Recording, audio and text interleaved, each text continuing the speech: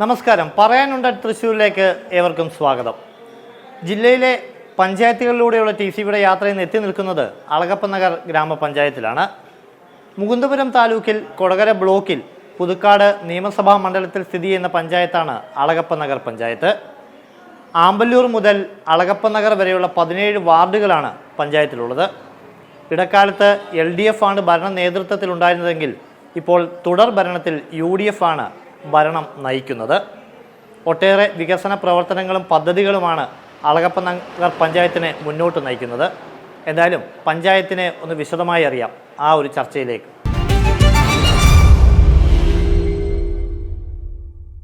അളഗപ്പനഗർ ഗ്രാമപഞ്ചായത്ത് president K. Rajeshwari Congress പ്രതിനിധി കൂടിയാണ്. ഒപ്പം തന്നെ CPI പ്രതിനിധിയും പഞ്ചായത്ത് അംഗവുമായ PK. ശേഖരൻ എന്നിവരാണ് നമ്മോടൊപ്പം ഉള്ളത്. എന്തായാലും ആദ്യം തന്നെ പ്രസിഡന്റിലേക്ക് പോകാം. പ്രസിഡന്റ്, എങ്ങനെയാണ് നിലവിൽ പഞ്ചായത്തിൻ്റെ ഒരു അവസ്ഥ? എത്രത്തോളം വികസനങ്ങൾ എത്രത്തോളം എത്തി? പദ്ധതികൾ എന്തൊക്കെയാണ്? 2012 ജൂലൈ 3-ാം തീയതിയാണ് ആദ്യമായിട്ട് ഈ പഞ്ചായത്ത് UDF അധികാരത്തിൽ വരുന്നത്. അതിനു മുന്നേ LDF ആണ് ഭരിച്ചിരുന്നത്. വികസനം മുരടിച്ചു നിന്നിരുന്ന ഒരു പഞ്ചായത്തിനെ വികസനത്തിൻ്റെ പാതയിലേക്ക് നയിക്കാൻ UDF ഭരണസമിതിക്ക് തുടർച്ചയായിട്ടുള്ള ഈ 3 കാലഘട്ടങ്ങളിലൂടെ കഴിയാൻ പറ്റിയിട്ടുണ്ട്. 2012 ശേഷം 2020 ആ തുടർഭരണം തന്നെ തുടർന്ന് കൊണ്ടുപോകാനായിട്ട് പഞ്ചായത്തിന് സാധിച്ചത് ഇവിടുത്തെ ജനങ്ങൾക്ക് മനസ്സിലായിട്ടുണ്ട്. ഇവിടെ UDF കോൺഗ്രസ് അധികാരത്തിൽ വന്നാൽ മാത്രമാണ് പഞ്ചായത്തിൻ്റെ വികസനം സാധ്യമാകുന്നുള്ളത്. കാരണം നിങ്ങൾക്ക് ഈ പഞ്ചായത്ത് ഓഫീസ് കണ്ടാൽ തന്നെ അറിയാം, ഈ പഞ്ചായത്ത് ഓഫീസിൻ്റെ മുഖച്ഛായ തന്നെ മാറ്റിക്കൊണ്ട് തന്നെയായിരുന്നു ഇവിടുത്തെ പ്രവർത്തനം ആരംഭിച്ചത്. ഞാൻ പഞ്ചായത്ത് പ്രസിഡൻ്റായി ഭരണത്തിൽ വരുമ്പോൾ ഏകദേശം 1000-ഓളം ക്ഷേമ പെൻഷനുകളുടെ അപേക്ഷകളിലൂടെ കുന്നുകൂടി കിടക്കുകയായിരുന്നത്. സമയബന്ധിതമായി പരിശോധനകൾ പൂർത്തീകരിച്ച് സാധാരണക്കാരന് കിട്ടേണ്ട ഏറ്റവും ചെറിയ ഒരു തുക പോലും കൊടുക്കാനായിട്ട് സാധിക്കാതെ, അപ്പോൾ ആദ്യമായി ചെയ്ത പരിപാടി എന്ന് പറഞ്ഞിട്ടുണ്ടെങ്കിൽ മുഴുവൻ പെൻഷൻ അപേക്ഷകളും എടുത്ത് അർഹതപ്പെട്ടവരെ മുഴുവൻ കണ്ടെത്തിക്കൊണ്ട് തൃശ്ശൂർ ജില്ലയിലെ തന്നെ ഏറ്റവും ആദ്യത്തെ സമ്പൂർണ്ണ ക്ഷേമ പെൻഷൻ പഞ്ചായത്തായിട്ട് പ്രഖ്യാപിക്കാനായിട്ട് കഴിഞ്ഞതാണ് ഏറ്റവും വലിയ നേട്ടം. അത് ആ നടപടികൾ കണ്ടിന്യൂ ചെയ്ത് പോയിക്കൊണ്ടിരിക്കുകയാണ്. അതിനുശേഷം പഞ്ചായത്തിൻ്റെ വിവിധ മേഖലകളിൽ പഞ്ചായത്തിൻ്റെ വികസനം എത്തിക്കുന്ന നടപടിയായിട്ട് ആദ്യമായിട്ട് തന്നെ പഞ്ചായത്ത് ഓഫീസിന് തന്നെ പുതിയൊരു കെട്ടിടം പണിത് തീർക്കുക എന്നുള്ളതാണ്. അപ്പോൾ 2012 അധികാരത്തിൽ വന്ന് 2014 ആകുമ്പോഴേക്കും പഞ്ചായത്ത് ഓഫീസിൻ്റെ കെട്ടിടത്തിൻ്റെ പണി ആരംഭിക്കുകയും 2015 പുതിയ കെട്ടിടം പണിത് അതിലേക്ക് വരാനും സാധിച്ചു. കാരണം പുറമേ നിന്ന് വരുന്നവർക്ക് സൗഹൃദപരമായ ഒരു അന്തരീക്ഷം സൃഷ്ടിച്ചുകൊണ്ടുള്ള ഒരു പഞ്ചായത്ത് ഓഫീസ്, അതായിരുന്നു അതിൻ്റെ ഒരു കൺസെപ്റ്റ്. പഞ്ചായത്ത് ഓഫീസ് പണിത് മാത്രമല്ല, പഞ്ചായത്ത് ഓഫീസിൻ്റെ പ്രവർത്തനം മുഴുവൻ സോളാറിൽ എത്തിക്കുന്നതിന് വേണ്ടിയിട്ട്, കാരണം ആധുനിക രീതിയിൽ തന്നെ കറണ്ട് ചാർജിന് ലാഭിക്കുന്നതിന് വേണ്ടി പഞ്ചായത്ത് ഓഫീസിൻ്റെ പ്രവർത്തനം മുഴുവൻ സോളാറിലേക്ക് എത്തിക്കാനായിട്ട് കഴിഞ്ഞു. പഞ്ചായത്ത് ഓഫീസ് മാത്രമല്ല, പഞ്ചായത്ത് ഓഫീസിൻ്റെ പുതിയതായി പണിത മൃഗാശുപത്രി കെട്ടിടം, പഞ്ചായത്തിൻ്റെ ആരോഗ്യ PHC കെട്ടിടം, ഇതൊക്കെയും സോളാറിൽ പ്രവർത്തിക്കുന്ന കെട്ടിടങ്ങളാക്കി മാറ്റാനായി കഴിഞ്ഞു. അപ്പോൾ അതിൽ നിന്നും പഞ്ചായത്തിന് ഇലക്ട്രിസിറ്റി ഇനത്തിലും ഒരു ലാഭം ഉണ്ടാക്കാനായിട്ട് സാധിച്ചിട്ടുണ്ട്. പിന്നീട് 26 അംഗൻവാടികളുണ്ട് പഞ്ചായത്തിന് സ്വന്തം ഉള്ളത്. 26 അംഗൻവാടികളിൽ മുഴുവനും സ്വന്തം കെട്ടിടങ്ങളിലായിരുന്നില്ല. പക്ഷേ 26 അംഗൻവാടികൾക്കും 4 പുറമ്പോക്ക് സ്ഥലങ്ങൾ കണ്ടെത്തി തിരിച്ചു പിടിച്ചെടുത്തും ഒരാളിൽ നിന്ന് സംഭാവനയായി വാങ്ങിച്ച സ്ഥലത്തും വെച്ച് അങ്ങനെ 26 അംഗൻവാടികൾക്കും പുതിയ കെട്ടിടങ്ങൾ പണിത് സ്വന്തമായ കെട്ടിടത്തിൽ അംഗൻവാടി പ്രവർത്തിക്കാൻ കഴിഞ്ഞു എന്നുള്ളത് വലിയൊരു കാര്യം തന്നെയാണ്. ഒരുപക്ഷെ കേരളത്തിൽ എല്ലാ പഞ്ചായത്തുകളിൽ നിന്നും മുഴുവൻ അംഗൻവാടികൾക്കും സ്വന്തം കെട്ടിടത്തിൽ സ്വന്തം അംഗൻവാടികൾ ഉണ്ടാവില്ല. അപ്പോൾ പണിയുന്ന അംഗൻവാടികളൊക്കെ എല്ലാ ശിശു സൗഹൃദമായിക്കൊണ്ട് തന്നെ ഒരു ചൈൽഡ് ഫ്രണ്ട്ലി പഞ്ചായത്താക്കാനുള്ള പ്രവർത്തനമാണ് ഇപ്പോൾ നടന്നുകൊണ്ടിരിക്കുന്നത്. അപ്പോൾ അതിനുവേണ്ടി ചൈൽഡ് ഫ്രണ്ട്ലി പഞ്ചായത്ത് എന്നുള്ള പ്രഖ്യാപനം നമ്മളിപ്പോൾ നടന്നു കഴിഞ്ഞിട്ടുണ്ട്. അപ്പോൾ അതൊരു തുടർ ഭരണം എന്നുള്ള നിലയ്ക്ക് തന്നെ തുടർച്ചയായിട്ടുള്ള കാര്യങ്ങൾ നിറവേറ്റാനായിട്ട് പഞ്ചായത്തിൻ്റെ ഭരണസമിതിക്ക് കഴിഞ്ഞിട്ടുണ്ട്. അതുപോലെ കാർഷിക മേഖലയാണെങ്കിൽ കാർഷിക മേഖലയ്ക്ക് ഊന്നൽ നൽകിക്കൊണ്ടുള്ള പദ്ധതി തന്നെയാണ്. ഏകദേശം 9 ഏക്കറോളം തരിശുഭൂമി കഴിഞ്ഞ വർഷത്തിൽ കൃഷി ചെയ്യാനായിട്ട് പഞ്ചായത്തിന് സാധിച്ചിട്ടുണ്ട്. വിവിധ തരത്തിലുള്ള കൃഷികൾക്ക് ആനുകൂല്യങ്ങൾ കൊടുക്കുന്ന പദ്ധതി പഞ്ചായത്ത് 30% പദ്ധതി വിഹിതം കൃഷി മേഖലയ്ക്ക് വച്ചാൽ മതിയെങ്കിൽ പോലും 40% പദ്ധതി വിഹിതം വെച്ചുകൊണ്ട് തന്നെ പ്രവർത്തനങ്ങൾ നടത്തുന്നുണ്ട്. അതുപോലെ തന്നെ മാലിന്യ സംസ്കരണ രംഗം, അതാണ് ഇന്നത്തെ സർക്കാരിൻ്റെ ഏറ്റവും വലിയൊരു മുഖമുദ്ര എന്ന് തന്നെ പറയാം. കേരളം മാർച്ച് 31 മാലിന്യ സംസ്കരണ സമ്പൂർണ്ണ കേന്ദ്രമാക്കി മാറ്റുന്നതിൻ്റെ ഭാഗമായിട്ട് തന്നെ അളഗപ്പന പഞ്ചായത്തും അതിനൊപ്പം തന്നെയുണ്ട്. ഭരണപക്ഷമോ പ്രതിപക്ഷമോ എന്നോ നോക്കാതെ തന്നെ, ഭരിക്കുന്നത് ആരാണോ എന്ന് നോക്കാതെ തന്നെ, കാരണം കേരളത്തിൽ സമ്പൂർണ്ണ ശുചിത്വം പ്രഖ്യാപിക്കുമ്പോൾ അളഗപ്പനഗർ ഗ്രാമപഞ്ചായത്തും ഒന്നാമതായിട്ട് പ്രഖ്യാപിക്കണം എന്നുള്ള ലക്ഷ്യത്തോടു കൂടി തന്നെ പ്രവർത്തനമാണ് നടന്നുകൊണ്ടിരിക്കുന്നത്. ഇപ്പോൾ അതിനുവേണ്ടി ഹരിതകർമ്മസേന 33 ഹരിതകർമ്മസേന അംഗങ്ങൾ ഇവിടെ പ്രവർത്തിക്കുന്നുണ്ട്. നല്ല MCF ഉണ്ട്. അതുകൂടാണ്ട് തന്നെ ഒരു പ്രൈവറ്റ് പാർട്ടി നടത്തുന്ന RRFും ഈ പഞ്ചായത്തിൽ നിലനിൽക്കുന്നുണ്ട്. അപ്പോൾ അതിൻ്റെ പ്രവർത്തനങ്ങളെ ചിട്ടപ്പെടുത്തുന്നതിന് വേണ്ടിയിട്ട് നമുക്ക് വളരെയധികം സഹായകരം ആയിട്ടുണ്ട്. പിന്നെ വെള്ളം, വെളിച്ചം, റോഡ്, ഈ 3 കാര്യം ഉണ്ടായാൽ തന്നെ ഒരു മെമ്പർ ഒരുമാതിരി മെമ്പറുടെ പ്രവർത്തനങ്ങൾ രക്ഷപ്പെട്ടു എന്ന് തന്നെ പറയാം. ജനങ്ങളെ ഏറ്റവും കൂടുതൽ ഉറ്റുനോക്കുന്ന 3 കാര്യങ്ങളാണ് വെള്ളമുണ്ടോ, വെളിച്ചമുണ്ടോ, റോഡുണ്ടോ എന്നുള്ളത്. ഇപ്പോൾ നമ്മളെ സംബന്ധിച്ചോളം ഈ 25-26 വർഷത്തെ പദ്ധതി രൂപീകരണം പ്രവർത്തനം കൂടി കഴിയുന്നതോട് കൂടിയിട്ട് അളഗപ്പുഴ ഗ്രാമപഞ്ചായത്തിലെ മുഴുവൻ റോഡുകളിലും സ്ട്രീറ്റ് മെയിൻ വലിച്ച് സ്ട്രീറ്റ് ലൈറ്റ് ഇട്ട് കഴിയും. ഇപ്പോൾ തന്നെ ഒരു 90% അത് പൂർത്തീകരിച്ച് കഴിഞ്ഞിട്ടുണ്ട്. ഇനി ഏകദേശം ഒരു 10% അതിനുള്ള ഫണ്ടും കൂടിയും 25-26 വർഷത്തിൽ നമ്മൾ പദ്ധതിയിൽ വകയിരുത്തിയിട്ടുണ്ട്. അതുപോലെ തന്നെ റോഡുകളുടെ ശോചനീയാവസ്ഥ എന്ന് പറയുന്നത് ജലജീവൻ പദ്ധതിയിൽ കൂടെ റോഡുകൾ മുഴുവൻ വെട്ടിപ്പൊളിച്ചതിൻ്റെ ഒരു ബുദ്ധിമുട്ട് ഇപ്പോൾ ഈ നാട്ടിലുണ്ട്. നല്ല റോഡുകളായിരുന്നു, അത് മുഴുവൻ പൈപ്പ് ലൈൻ ഇടുന്നതിന് വേണ്ടി ജലജീവൻ പദ്ധതി പ്രകാരം വെട്ടിപ്പൊളിച്ചു. മുഴുവൻ കുടുംബങ്ങൾക്കും കുടിവെള്ള കണക്ഷൻ കൊടുക്കാൻ സാധിച്ചെങ്കിലും ഈ ഒരു ബുദ്ധിമുട്ട് പഞ്ചായത്തിന് അനുഭവിക്കാൻ കഴിഞ്ഞിട്ടുണ്ട്. അപ്പോൾ ഏകദേശം 8.5 കോടി രൂപയോളം വാട്ടർ അതോറിറ്റിയോട് ആവശ്യപ്പെട്ടുകൊണ്ട് നമ്മൾ കത്ത് കൊടുത്തിട്ടുണ്ട് ഈ റോഡ് പൊളിച്ചതിന്. റോഡുകളൊക്കെ ഞങ്ങൾ പണിയാൻ പോകുന്നു, പണി തുടങ്ങിക്കഴിഞ്ഞു. പഞ്ചായത്തിൻ്റെ ഫണ്ട് ഉപയോഗിച്ചുകൊണ്ട് റോഡുകൾ മുഴുവൻ റീടാറിങ് ചെയ്യുന്ന നടപടികൾ ആരംഭിച്ചു കഴിഞ്ഞു. അപ്പോൾ അതിന് വന്ന നഷ്ടപരിഹാരം 8.5 കോടി രൂപ വാട്ടർ അതോറിറ്റി തരാമെന്ന് പറഞ്ഞിട്ടുണ്ട്. തരുന്നുള്ള പ്രതീക്ഷയിൽ തന്നെയാണ് ഞങ്ങൾ. കാരണം ജലജീവൻ പദ്ധതിയിൽ കൂടെ പൈപ്പ് ലൈൻ പോകുമ്പോൾ അതിൻ്റെ റോഡ് നന്നാക്കേണ്ട ചുമതലയും കൂടി അവർക്കുണ്ട്. അപ്പോൾ അത് ചെയ്യാത്ത സ്ഥിതിക്ക് റോഡ് ജനങ്ങൾക്ക് ബുദ്ധിമുട്ടുണ്ടാക്കുന്ന സാഹചര്യം ഒഴിവാക്കാൻ വേണ്ടി പഞ്ചായത്ത് മുൻകൈ എടുത്തുകൊണ്ട് അത് പണി ആരംഭിച്ചതാണ്. പിന്നെ അതുപോലെ തന്നെ നമ്മളെ സംബന്ധിച്ചോളം അളഗപ്പുഴ ഗ്രാമപഞ്ചായത്തിൻ്റെ ഒരു വടക്കേ അതിർത്തിയിൽ കൂടെ 650 മീറ്ററോളം മണലിപ്പുഴ ഒഴുകുന്നുണ്ട്. മണലിപ്പുഴ നമുക്ക് കുടിവെള്ളത്തിന് വലിയ പദ്ധതികളൊന്നും ഇല്ലെങ്കിൽ പോലും പ്രളയത്തിന് നമുക്ക് പദ്ധതി പോലെ തന്നെയാണ്. 2018 പ്രളയവും അതിനുശേഷം 2024 പീച്ചി ഡാം തുറന്നു വിട്ടതുണ്ടായ പ്രളയം ഏറ്റവും കൂടുതൽ ദുരിതം അനുഭവിച്ചവർ അമ്പലൂർ മേഖലയിലുള്ളവരാണ്. അപ്പോൾ എന്തായാലും നമ്മൾ ചെറിയ കുടിവെള്ള പദ്ധതികൾ ഉൾപ്പെടുത്തിക്കൊണ്ട് കിഴക്കൻ മേഖലയിലാണ് പഞ്ചായത്തിന് വെള്ളത്തിൻ്റെ കുറവുള്ള സ്ഥലങ്ങൾ. അപ്പോൾ ചെറിയ കുടിവെള്ള പദ്ധതികൾ നമ്മൾ തൃശ്ശൂർ കോർപ്പറേഷൻ്റെ നഗരസഞ്ചയ പദ്ധതിയിൽ ഉൾപ്പെടുത്തിക്കൊണ്ട് വരാക്കര ഒരു പറക്കുളം കുടിവെള്ള പദ്ധതി 50 ലക്ഷം രൂപ ചെലവഴിച്ച് പണി പൂർത്തീകരിച്ച് വീടുകളിലേക്ക് പൈപ്പ് കണക്ഷൻ കൊടുത്തു. അതുപോലെ തന്നെ 75 ലക്ഷം രൂപ നഗരസഞ്ചയ പദ്ധതിയിൽ ഉൾപ്പെടുത്തിക്കൊണ്ട് തന്നെ 11-ാം വാർഡ് കാളക്കല്ല് കൈതക്കുളം കുടിവെള്ള പദ്ധതി പൂർത്തീകരിച്ചു കഴിഞ്ഞു. 99 ലക്ഷം രൂപ ചെലവഴിച്ച് ചിക്കിനിക്കുളം കുടിവെള്ള പദ്ധതി നഗരസഞ്ചയ പദ്ധതിയിൽ ഉൾപ്പെടുത്തിക്കൊണ്ട് തന്നെ പ്രവർത്തനം ആരംഭിച്ചുകൊണ്ടിരിക്കുകയാണ്. പണി നടന്നുകൊണ്ടിരിക്കുന്നുണ്ട് അതിൻ്റെ. പിന്നെ അപ്പോൾ അതുകൂടാതെ 4 കുടിവെള്ള പദ്ധതികൾ സ്വാഭാവികമായിട്ടും പഞ്ചായത്തിൻ്റെ മുൻകാലങ്ങളിൽ തന്നെ ഉണ്ട്. അപ്പോൾ അതിൽ നിന്നൊക്കെ ചെറിയ മേഖലകളിലെ കുറച്ച് വീടുകളിലേക്ക് പൈപ്പ് കണക്ഷൻ, അത്രയും കുടിവെള്ളക്ഷാമം പരിഹരിക്കുന്നതിന് വേണ്ടിയിട്ടുള്ള കാര്യങ്ങൾ നമ്മൾ ചെയ്തുകൊണ്ടിരിക്കുന്നുണ്ട്. സർക്കാരിൻ്റെ അനുമതി കിട്ടിയാൽ മാത്രമാണ് പഞ്ചായത്തിന് കുടിവെള്ളം ടാങ്കറിൽ വിതരണം ചെയ്യാൻ സാധിക്കുള്ളൂ. ഇപ്പോൾ നിങ്ങൾക്കറിയാം ഇപ്പോഴത്തെ ചൂടിൻ്റെ അവസ്ഥ, വെള്ളം ഇല്ലാത്ത പ്രദേശങ്ങൾ നിരവധിയുണ്ട്. അപ്പോൾ അവിടേക്ക് വെള്ളം കൊടുക്കണമെന്നുണ്ടെങ്കിൽ സർക്കാരിൻ്റെ അനുവാദം വരണം. കുടിവെള്ളം വിതരണം ടാങ്കർ ലോറി ചെയ്യണം എന്ന് പറഞ്ഞിട്ട് ഈ മാർച്ച് മാസം ആരംഭിക്കാറായി, ഫെബ്രുവരി കഴിയാറായി. ഇതുവരെയും അത്തരമൊരു അനുവാദം തരേണ്ട ചുമതല സർക്കാരിൻ്റെ ഭാഗത്തുനിന്ന് ഉണ്ടായിട്ടില്ല. അപ്പം നമുക്ക് തരുന്ന ഫണ്ടുകൾ, ഈ ഫണ്ടുകളൊക്കെ മാർച്ച് 25-ാം തീയതി ആകുമ്പോഴേക്കും അവസാനം കിട്ടുക. മാർച്ച് 25-ാം തീയതി കിട്ടിയിട്ട് മാർച്ച് 30-ാം തീയതി ആകുമ്പോഴേക്കും തീർക്കണം. അപ്പോൾ മുൻകൂർ പണിത് കാത്തിരിക്കണം എല്ലാവരും പൈസ കിട്ടുന്നതിന് വേണ്ടിയിട്ട്. പക്ഷേ എങ്കിൽ പോലും കഴിഞ്ഞ കുറച്ച് വർഷങ്ങളായിട്ട് തന്നെ ടാക്സ് പിരിവിൻ്റെ കാര്യത്തിൽ 100% തന്നെയാണ്, പദ്ധതി വിഹിതത്തിൻ്റെ കാര്യത്തിൽ 100% ചെലവഴിച്ചുകൊണ്ട് തന്നെയാണ് പഞ്ചായത്ത് മുന്നോട്ട് പോകുന്നത്. 4 തവണ സ്വരാജ് ട്രോഫിയും 2 തവണ നാഷണൽ അവാർഡും ലഭിച്ച പഞ്ചായത്താണ് അളഗപ്പനഗർ. അപ്പോൾ നമ്മുടെ പഞ്ചായത്തിനെ താഴേക്കടയിൽ നിന്ന് ദേശീയ തലത്തിൽ വരെ എത്തിക്കാനായിട്ട് ഈ UDF ഭരണസമിതിക്ക് കഴിഞ്ഞു എന്നുള്ളത് വളരെ അഭിമാനം തന്നെയാണ്. അതെ പ്രസിഡന്റ്, എന്തായാലും വികസന നേട്ടങ്ങളും പഞ്ചായത്തിൻ്റെ പുരോഗതിയും ഒക്കെ തന്നെ പെട്ടെന്ന് തന്നെ പറയുന്നുണ്ട്. എന്തായാലും നമുക്ക് പഞ്ചായത്ത് അംഗത്തിലേക്ക് തന്നെ പോകാം. എങ്ങനെയാണ്, പ്രസിഡന്റിനൊപ്പം തന്നെയാണോ അതോ പഞ്ചായത്തിൻ്റെ ഇപ്പോൾ 12 വർഷത്തെ UDF ഭരണത്തിൻ്റെ കാര്യമാണ് പ്രസിഡന്റ് പറഞ്ഞത്. ദീർഘകാലം ഇടതുപക്ഷ ജനാധിപത്യ മുന്നണിയുടെ പ്രമുഖരായിട്ടുള്ള നേതാക്കളാണ് ഈ പഞ്ചായത്ത് ഭരിച്ചിരുന്നത്. അക്കാലത്ത് പഞ്ചായത്തിൻ്റെ അടിസ്ഥാന സൗകര്യ വികസന രംഗത്ത് വലിയ ദീർഘവീക്ഷണത്തോടുള്ള കൂടിയുള്ള പദ്ധതികൾ നടപ്പിലാക്കി. അന്ന് പഞ്ചായത്തിൻ്റെ വരുമാനം ഇന്നത്തെ പോലെ വരുമാനമൊന്നുമില്ല. പക്ഷേ പ്രാഥമിക ആരോഗ്യ കേന്ദ്രം, ആയുർവേദ ഹോസ്പിറ്റല്, ഹോമിയോ ഹോസ്പിറ്റല്, അതോടൊപ്പം തന്നെ കൃഷിഭവൻ, ഇങ്ങനെ പ്രധാനപ്പെട്ട കേന്ദ്രങ്ങളെല്ലാം തന്നെ ഗ്രാമീണ മേഖലയിൽ ആരംഭിച്ചത് കഴിഞ്ഞ കാലത്തിലുള്ള ഇടതുപക്ഷ ജനാധിപത്യ മുന്നണിയുടെ ഭരണകാലത്താണ്.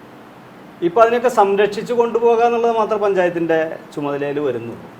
അതുപോലെ തന്നെ പുറമ്പോക്ക് നിവാസികൾക്ക് വേണ്ടി ഭൂമി ഏറ്റെടുത്തുകൊണ്ട് അവരെ പുനരധിവസിപ്പിക്കാൻ വേണ്ടി പഞ്ചായത്തിൻ്റെ കിഴക്കൻ മേഖലകളിൽ മണ്ണമ്പേട്ട, വരാക്കര പ്രദേശങ്ങളിലെല്ലാം തന്നെ ഭൂമി ഏറ്റെടുത്ത് അന്നത്തെ ഭരണസമിതി CK കുമാരൻ്റെ കാലത്തൊക്കെ ഭൂമി ഏറ്റെടുത്ത് സ്വന്തമായി ഭൂമിയില്ലാത്തവർക്ക് 4 സെൻറ്റ് വീതം ഭൂമി കൊടുത്ത് അവരെ പുനരധിവസിക്കാൻ കഴിഞ്ഞു.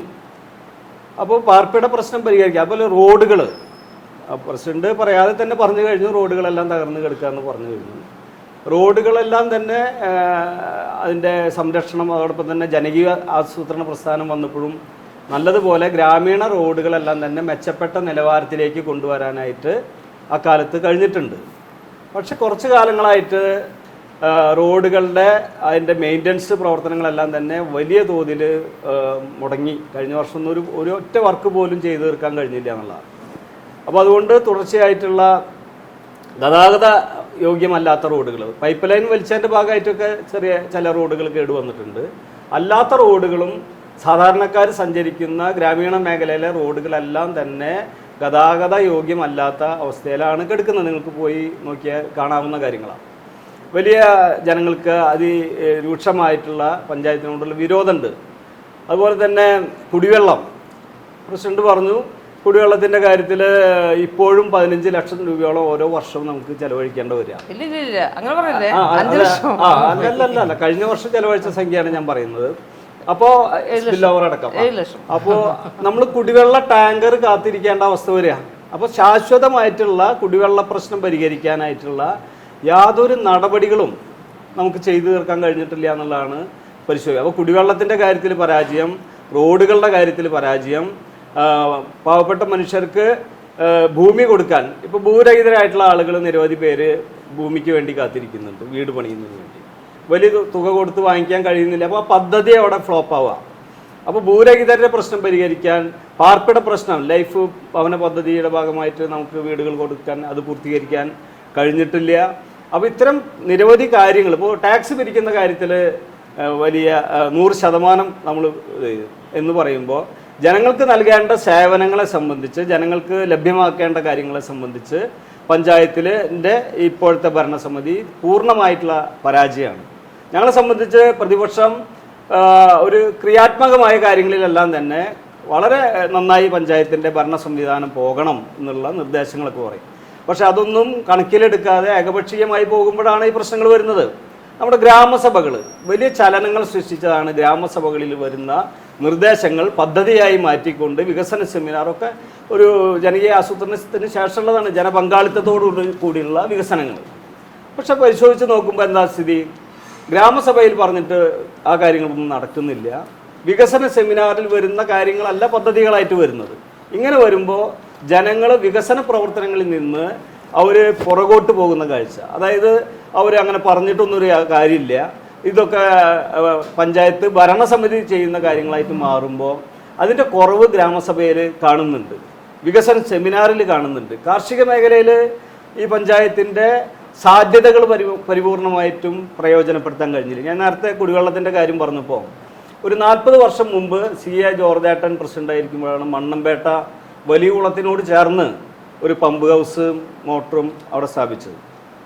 പഞ്ചായത്തിൻ്റെ വരുമാനത്തിൽ ഇത്രയധികം വർധനവും എല്ലാം ഉള്ളപ്പോൾ അതിനൊന്ന് ഇപ്പോൾ തകർന്ന് വീഴേണ്ട അവസ്ഥയിലാണ് കെട്ടിടം നിൽക്കുന്നത്. വാട്ടർ അതോറിറ്റിയുടെ ഇതിലുള്ളതാണ്, പഞ്ചായത്ത് പണിത് കൈമാറിയതാണ്. അപ്പോൾ ഇപ്പോൾ പമ്പ് ഹൗസ് തകർന്ന് നിൽക്കുക, അവിടെ ആവശ്യത്തിന് വെള്ളം പമ്പ് ചെയ്യാൻ കഴിയുന്നില്ല. അപ്പോൾ ഒരു പ്രദേശത്ത് മുഴുവൻ നമ്മുടെ ആയുർവേദ ആശുപത്രി ഉൾപ്പെടെയുള്ള പ്രദേശത്തേക്ക് വെള്ളം ലഭ്യമല്ല.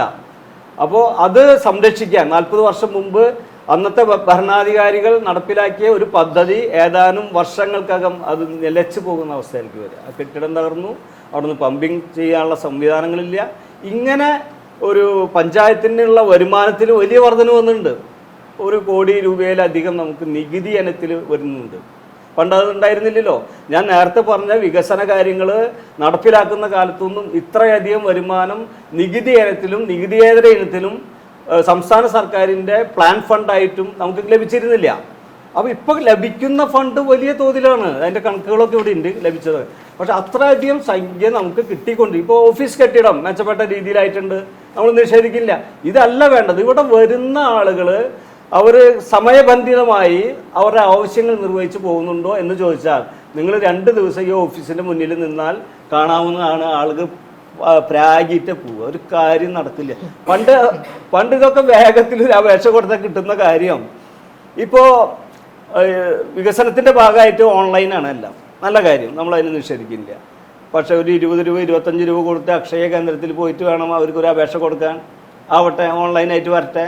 പണ്ട് കോർട്ട് ഫീസ് സ്റ്റാമ്പ് 5 രൂപ അടച്ചാൽ കിട്ടുന്ന സേവനം 20 രൂപ 30 രൂപ കൊടുക്കണം. പോകട്ടെ, അവർക്ക് അതുപോലെ സേവനം ഓൺലൈനായിട്ട് തന്നെ പെട്ടെന്ന് കിട്ടാനുള്ള സാധ്യത ഇല്ല. അത് പഞ്ചായത്ത് ഓഫീസ് ഭരണ സംവിധാനത്തിൻ്റെ ഭാഗത്ത് വരുന്ന വീഴ്ചകളാണ്. അപ്പോൾ നമ്മളിതെല്ലാം പല സന്ദർഭങ്ങളിലും ഇതെല്ലാം കാണിച്ചിട്ടുണ്ട്. പക്ഷെ പരിഹരിച്ച് പോകാനുള്ള ശേഷി ഇല്ല. കാരണം എന്താണെന്ന് വെച്ച് കഴിഞ്ഞാൽ ഇപ്പോൾ പ്രസിഡന്റ് ഇപ്പോൾ 20 വന്ന ഭരണ സംവിധാനത്തിനകത്ത് പ്രസിഡന്റ് ഇപ്പോൾ 2.5 വർഷം ആവണുള്ളൂ, 2 വർഷം. അതിന് മുമ്പ് വേറെ പ്രസിഡന്റായിരുന്നു UDF-ൻ്റെ. അപ്പോൾ ഈ അധികാര കൈമാറ്റത്തിലുണ്ടാകുന്ന തർക്കങ്ങൾ, UDF-നകത്ത് ഉണ്ടാകുന്ന പ്രശ്നങ്ങൾ, ഇതെല്ലാം പഞ്ചായത്തിനെ ബാധിച്ചിട്ടുണ്ട്. നേരത്തെ ശ്രീമതി രാജേശ്വരി ആയിരുന്നു പ്രസിഡന്റ്. നേരത്തെ കഴിഞ്ഞ കാലങ്ങളിൽ 12 വർഷത്തിൽ മഹാഭൂരിപക്ഷക്കാലം അവർ തന്നെയായിരുന്നു. ഇപ്പോൾ ഈ കഴിഞ്ഞ തവണയാണ് ആരംഭത്തിൽ, തെരഞ്ഞെടുപ്പ് കഴിഞ്ഞ ആരംഭത്തിൽ UDF-ൻ്റെ മറ്റൊരു പ്രസിഡന്റായിരുന്നു. ആ അധികാര കൈമാറ്റവുമായിട്ട് ബന്ധപ്പെട്ടുകൊണ്ട് ഉണ്ടായ തർക്കങ്ങൾ പഞ്ചായത്തിൽ ഭരണസ്തംഭനം ഉണ്ടായിട്ടുണ്ട്. അപ്പോൾ പഞ്ചായത്തിൻ്റെ ദൈനംദിന കാര്യങ്ങളൊക്കെ പണം ചെലവഴിക്കുന്നതൊക്കെ പോകുന്നുണ്ടെങ്കിലും അടിസ്ഥാന പ്രശ്നങ്ങൾക്ക് പരിഹാരം കാണാൻ നമുക്ക് ഈ പഞ്ചായത്തിൻ്റെ കഴിഞ്ഞില്ല. നമ്മൾ കഴിഞ്ഞ ഭരണസമിതിയുടെ കാലത്താണ് ആമ്പല്ലൂർ വികസനമായിട്ട് ബന്ധപ്പെട്ടുകൊണ്ട് അവിടെ ഒരു വലിയ ഷോപ്പിംഗ് കോംപ്ലക്സ് പണിയണം. അവിടെ ആവശ്യമായിട്ടുള്ള സംവിധാനം, പഞ്ചായത്തിന് വരുമാനം കിട്ടണം. അതോടൊപ്പം തന്നെ നമ്മുടെ പഞ്ചായത്തിൻ്റെ ഒരു മുഖം എന്ന് പറയുന്ന ആമ്പല്ലൂർ ജംഗ്ഷനായിട്ട് കേന്ദ്രീകരിച്ചാണ്. അവിടെ ഒരു വികസനം കൊണ്ടുവരണമെന്ന് കഴിഞ്ഞ ഇടതുപക്ഷ പഞ്ചായത്ത് ഭരണസമിതി തീരുമാനിച്ചു. ഈ പുതിയ കമ്മിറ്റി വന്നപ്പോൾ അതൊക്കെ മാറ്റിമറിച്ചു. അപ്പോൾ അതിപ്പോഴും അനാഥമായിട്ട് അവിടെ കിടക്കുക. ഒരു പിന്നെ പഞ്ചായത്തിന് സ്വച്ഛ ഭാരതത്തിൽ നേരത്തെ പറഞ്ഞ പോലെ 50 ലക്ഷം കിട്ടി. അതിനുവേണ്ടി അവിടെ ചെറിയൊരു ഷോപ്പിംഗ് കോംപ്ലക്സ് പണിയാനുള്ള തീരുമാനമെടുത്തു. അതും ആരംഭിക്കാൻ കഴിഞ്ഞിട്ടില്ല. ഈ ആമ്പല്ലൂര് തന്നെ കുടിവെള്ളം എത്തിക്കുന്നതിന് വേണ്ടി TCB വാർത്തയൊക്കെ വന്നതാണ്.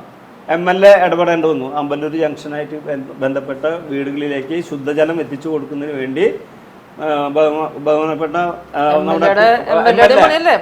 അതെ കുഴപ്പമില്ല. പക്ഷെ MLA ഒരു ഹൗസ് കണക്ഷൻ എടുത്തു കൊടുക്കുന്ന കാര്യത്തിൽ MLA ഇടപെടേണ്ട വന്നു എന്നുള്ളതാണ് ഞാൻ ചൂണ്ടിക്കാണിക്കുന്നത്. എത്രയോ വർഷങ്ങളായിട്ട് അവിടെ താമസിക്കുന്ന മനുഷ്യർ, അവർക്ക് ശുദ്ധജലം ഉണ്ടായിരുന്നില്ല. അപ്പോൾ അത് പരിഹരിക്കാൻ പറ്റിയില്ല. ഇപ്പോൾ സ്ട്രീറ്റ് മെയിൻ്റെ കാര്യം പറഞ്ഞു. പക്ഷെ നമ്മുടെ പഞ്ചായത്തിൽ ഒരു 40ഓളം മിനി ഹൈമാസ്റ്റ് ലൈറ്റുകൾ MLA സ്ഥാപിച്ചു. അപ്പോൾ സ്ട്രീറ്റ് മെയിൻ്റെ പോരായ്മകളോർത്താണ് അത് വരുന്നത്.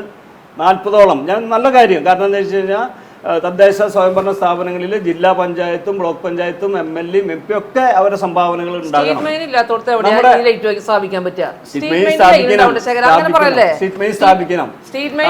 രണ്ടാമതൊരു കാര്യം, നഗരസഞ്ചയ പദ്ധതി പ്രകാരം കോടിക്കണക്കിന് രൂപ ചെലവഴിച്ചാണ് നമ്മുടെ കുളങ്ങളൊക്കെ സംരക്ഷിച്ചത്. ആ കുളങ്ങളുടെ ഇപ്പോഴത്തെ അവസ്ഥ നമ്മളത് കമ്മിറ്റിയിലൊക്കെ ഞാൻ ചൂണ്ടിക്കാണിച്ചതാണ്. ആ കുളം പ്രധാനപ്പെട്ടത് ചാനംകുളം എന്ന് പറഞ്ഞ കുളമാണ്. അതിലിപ്പോൾ മനുഷ്യർക്ക് ഇറങ്ങാൻ പറ്റാത്ത സ്ഥിതിയാണ്. അപ്പോൾ അത് പണി നടക്കുന്ന സമയത്ത് അതിൻ്റെ മാലിന്യങ്ങൾ പൂർണ്ണമായും ഒഴിവാക്കി അതിൻ്റെ സൈഡ് കെട്ടി സംരക്ഷിച്ച് കൊണ്ടുപോകുന്നതിന് പകരം സൈഡ് കെട്ടി ഗ്രില്ലൊക്കെ വെച്ചു. പക്ഷേ മനുഷ്യർക്ക് ഇപ്പോൾ അതിലേക്ക് ഇറങ്ങി, മൃഗങ്ങൾക്ക് പോലും ഇറങ്ങി കുളിക്കാനോ കഴുകാനോ പറ്റാത്ത അവസ്ഥയായി. വലിയ കുളമായിരുന്നു.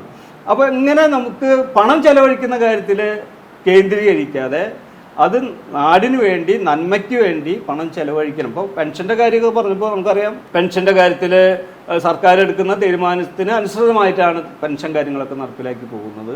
പഞ്ചായത്തിൻ്റെ ഇതൊന്നുമല്ല, അത് സംവിധാനങ്ങളൊക്കെ അതായിട്ടുണ്ട്. പെൻഷൻ വർദ്ധിപ്പിക്കുന്ന കാര്യത്തിലും പെൻഷൻ ആളുകളെ കണ്ടെത്തുന്ന കാര്യത്തിലൊക്കെ ആ സംവിധാനങ്ങൾ പോകുന്നുണ്ട്. അതിൽ നമ്മൾക്ക് എതിർപ്പൊന്നുമില്ല. പക്ഷെ ആ രീതിയിൽ പോകുന്നുണ്ട്. ഇതിൻ്റെ ലിസ്റ്റ് പാസ്സാക്കി അയക്കലാണ് ഇവിടുത്തെ പണിയുള്ളൂ. പിന്നെ പഞ്ചായത്തിന് കൂടുതൽ ഒരു ശ്മശാനം നമ്മൾ കോവിഡ് കാലത്തൊക്കെ വലിയ പ്രതിസന്ധി നേരിട്ടതാണ്. നമ്മുടെ പഞ്ചായത്തിൻ്റെ വികസനങ്ങളൊക്കെ പറയുമ്പോൾ തന്നെ ഈ മണ്ണിൽ ജനിച്ച മനുഷ്യർക്ക് മരിക്കുമ്പോൾ ഇവിടെ തന്നെ അവർക്ക് ചിതയൊരുക്കാൻ കഴിയാത്ത അവസ്ഥയാണ്. വികസന കാര്യങ്ങളിൽ മറ്റു കാര്യങ്ങളൊക്കെ പറയുമ്പോൾ ഇതും കൂടി നമുക്ക് ഇന്നത്തെ ജനസമൂഹത്തിന് ആവശ്യമുള്ളതാണ്. ഒരു ആധുനിക രീതിയിലുള്ള ഒരു ശ്മശാനം ഇപ്പോൾ വടൂക്കര, ഇരിഞ്ഞാലക്കുട അങ്ങനെയുള്ള സ്ഥലങ്ങളിലേക്ക് ഇത് കൊണ്ടുപോകേണ്ട സ്ഥിതി, അവരെ ഊഴം കാത്തു നിൽക്കേണ്ട സ്ഥിതിയാണ്. അപ്പോൾ അതിന് ആവശ്യമായിട്ടുള്ള നടപടികൾ പഞ്ചായത്ത് ചെയ്യേണ്ടതാണ്.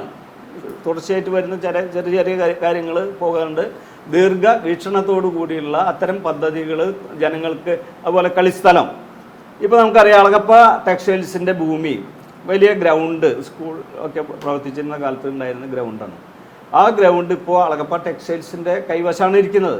അപ്പോൾ അളഗപ്പന പഞ്ചായത്തിലെ ചെറുപ്പക്കാരെ സംബന്ധിച്ച് ഒരു കളി തൊട്ടിൽ അല്ലെങ്കിൽ അവർ കളിച്ച് വളർന്ന ഒരു കേന്ദ്രം അളഗപ്പ ഗ്രൗണ്ടാണ്. ആ ഗ്രൗണ്ട് ഏറ്റെടുക്കുന്നതിന് വേണ്ടി അതിനാവശ്യമായിട്ടുള്ള നിർദ്ദേശങ്ങൾ പഞ്ചായത്ത് ചർച്ച ചെയ്ത് സമർപ്പിക്കേണ്ട കേന്ദ്രങ്ങളിലേക്ക് സമർപ്പിക്കാൻ ഇപ്പോൾ നമുക്കറിയാം MP-യുടെ സഹായം വേണമെങ്കിൽ ആ രീതിയിൽ കൊണ്ടുവന്ന് നമുക്കത് എടുക്കാനായിട്ടുള്ള ശ്രമം നടത്തണം. ഞാൻ നേരത്തെ പറഞ്ഞ പോലെ എല്ലാവരും സഹായത്തോടു കൂടി നമ്മുടെ കളിസ്ഥലങ്ങളൊക്കെ ചുരുങ്ങി വരുന്ന സമയത്ത് ആമ്പല്ലൂർ വലിയ ഗ്രൗണ്ട്, ആ ഗ്രൗണ്ട് പഞ്ചായത്തിൻ്റെ അധീനതയിലേക്ക് കൊണ്ടുവരാനുള്ള ശ്രമം, ആ ശ്രമത്തിലും പഞ്ചായത്ത് പരാജയപ്പെട്ടിരിക്കുകയാണ്. ഇങ്ങനെ പിന്നെ ഇങ്ങനെയുള്ള കാര്യങ്ങൾ അടിസ്ഥാന വികസന രംഗത്ത് നമുക്ക് വലിയ പുറകോട്ട് അടിയാണ് ഉണ്ടായിട്ടുള്ളത്. മെയിന് ഇപ്പോൾ നമുക്ക് അവാർഡൊക്കെ കിട്ടുമ്പോൾ ഉത്തർപ്രദേശിലെ പഞ്ചായത്തുകളൊക്കെ കൂടി താരതമ്യം ചെയ്ത് അല്ലെങ്കിൽ മറ്റ് പഞ്ചായത്തുകളൊക്കെ താരതമ്യം ചെയ്തിട്ട് നമ്മുടെ കടലാസ് പേപ്പർ വർക്കിൻ്റെ കാര്യത്തിലൊക്കെ പ്രസിഡന്റ് വലിയ മിടുക്ക് കാണിക്കുന്ന ആളാണ്. അവാർഡ് മേടിക്കുന്ന കാര്യത്തിലൊക്കെ നമ്മൾ അതിന് ഇത് ചെയ്യുന്നില്ല. പക്ഷെ അങ്ങനെ അവാർഡ് വാങ്ങിക്കുമ്പോഴും ജനങ്ങളുടെ പ്രശ്നങ്ങൾക്ക് യാതൊരു പരിഹാരം ഇല്ല നമ്മൾ. എന്തായാലും അതിലൊരു മറുപടി വേഗം തന്നെ വരാം. എന്തായാലും ആദ്യം തന്നെ പ്രധാനപ്പെട്ട കാരണം കുടിവെള്ളമില്ല, റോഡില്ല, അത്തരം കാര്യങ്ങളിലൊക്കെ പരാജയമാണെന്നാണ് പറയുന്നത്. പിന്നെ മുൻകാലങ്ങളിൽ നടത്തിവന്ന ഭരണസമിതികൾ നടത്തിവന്ന LDF ഭരണസമിതികൾ നടത്തിവന്നത് വെറും അതിന്റെ കാവൽക്കാർ മാത്രമാണെന്നാണ് അംഗം ആരോപിക്കുന്ന ഒരു പ്രധാന കാരണം. എന്താണെന്ന് പറയട്ടെ, ഇവരുണ്ടാക്കി കൊണ്ടുവന്ന എന്താണെന്ന് പറയണ്ടേ? പൊതു ടാപ്പുകൾ ഇല്ലാത്ത പഞ്ചായത്ത്, അവിടെ തന്നെ തുടങ്ങട്ടെ.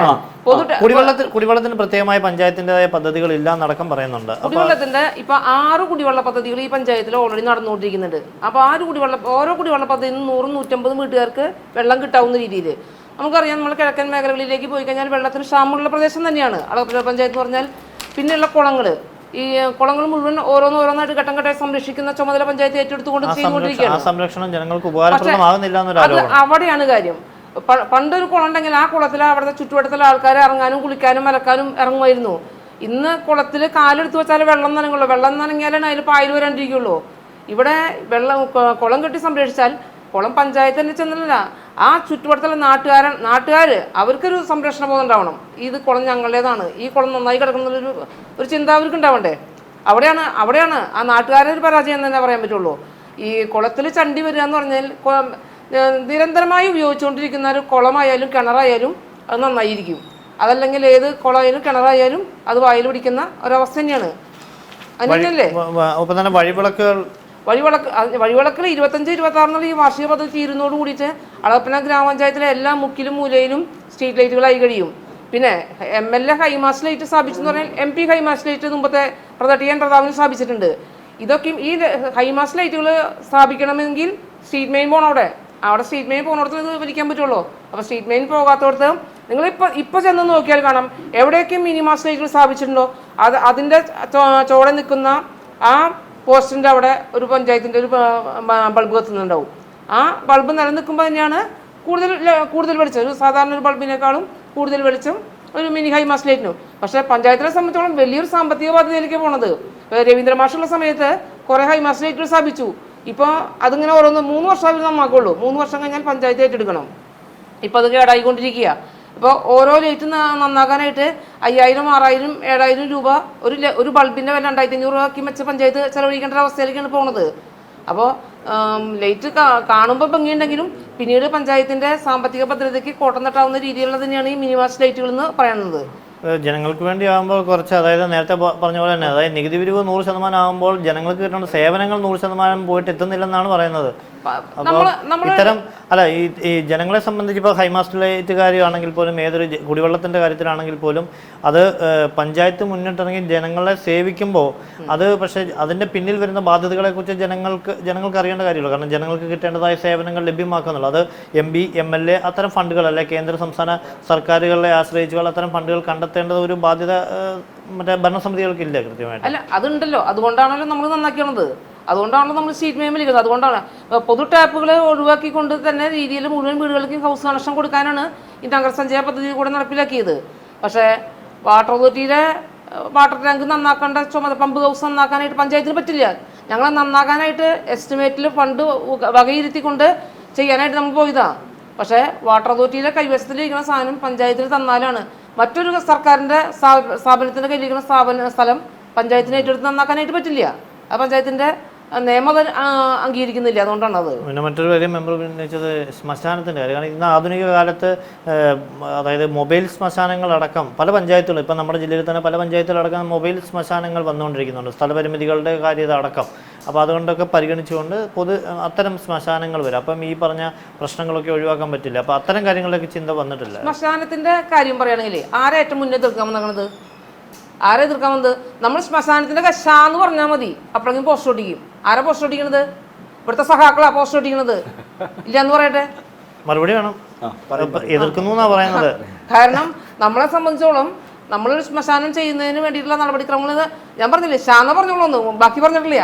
ആ പറയുമ്പോഴേക്കും പിറ്റേ ദിവസം അത്തരം കാര്യങ്ങൾ എതിർപ്പ് കാര്യങ്ങളിലെ സ്വാഭാവികമായിട്ട് അത്തരം ചില വിഷയങ്ങൾ ഉണ്ടായിരിക്കാം. പക്ഷെ നമുക്ക് പഞ്ചായത്തിനൊരു ഇച്ഛാശക്തി ഉണ്ടെങ്കിൽ നമ്മൾ എതിർത്തിട്ടില്ല. ഈ കമ്മിറ്റിയിൽ ചർച്ച വന്നിട്ട് ഞങ്ങൾ എതിർത്തിട്ടില്ല.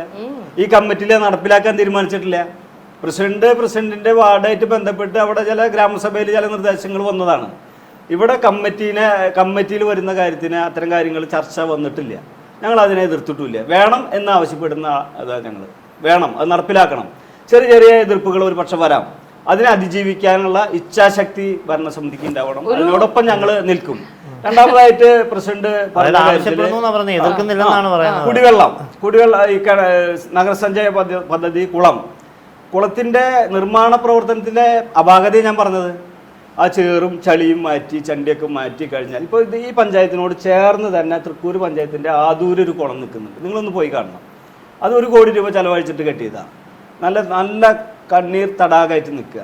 ഇവിടെ 1.5 കോടി രൂപ 1.5 കോടി രൂപ അല്ല ഞാൻ പറഞ്ഞത് 1.5 കോടി രൂപ. ഇനി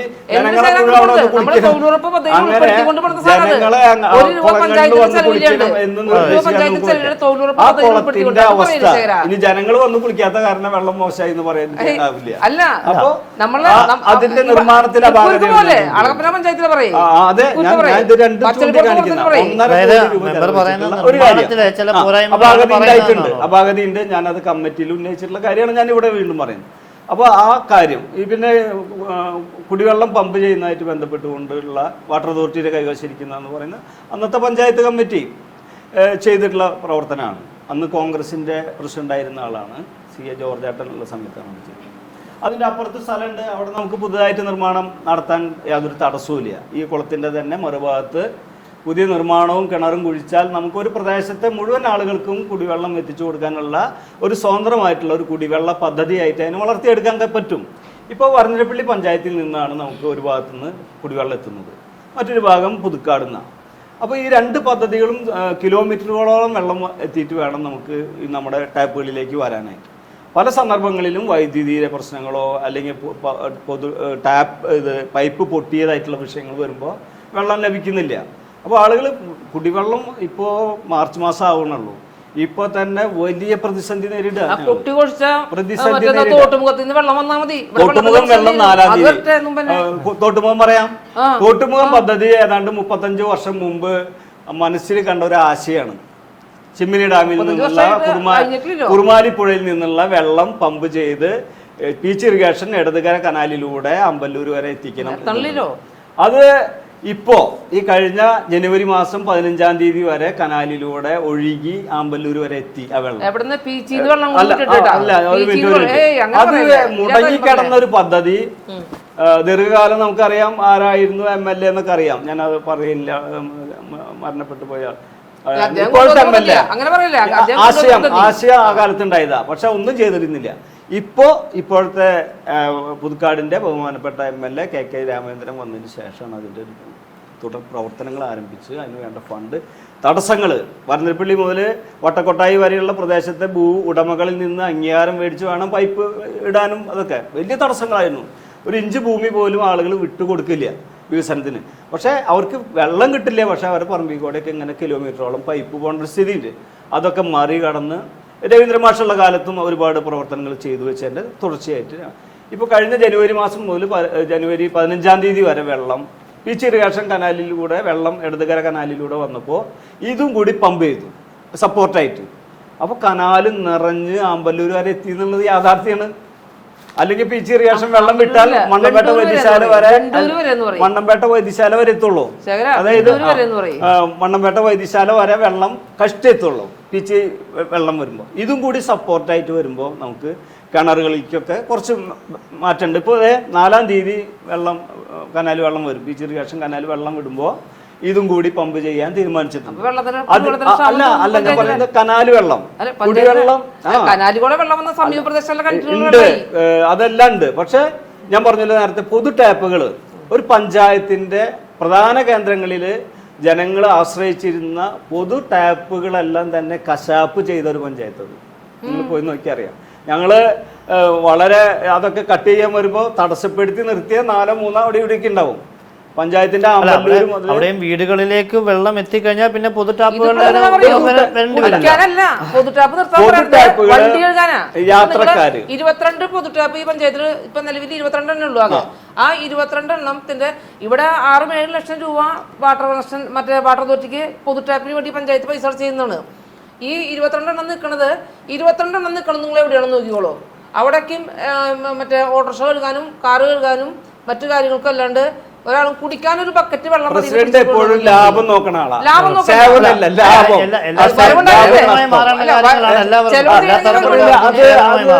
ജനങ്ങൾക്ക് ലക്ഷ്യമായിട്ടുള്ള കാര്യങ്ങള്. ഇപ്പോ നികുതി വർധനവില് കൂടെ നമുക്ക് കിട്ടിയിട്ടുള്ള പണം വലിയ തോതിലുള്ള വർധനവ് നികുതി ഇനത്തിൽ നമുക്ക് പഞ്ചായത്തിൽ ലഭിക്കുന്നുണ്ട്. നികുതിയേതര വരുമാനവും ലഭിക്കുന്നുണ്ട്. അത് ചെറുതായി പറയണ്ട. അപ്പൊ UDF ഇതിനെതിരെ സമരം ചെയ്തതാണ് ഈ നികുതി വർധനവിനെതിരെ.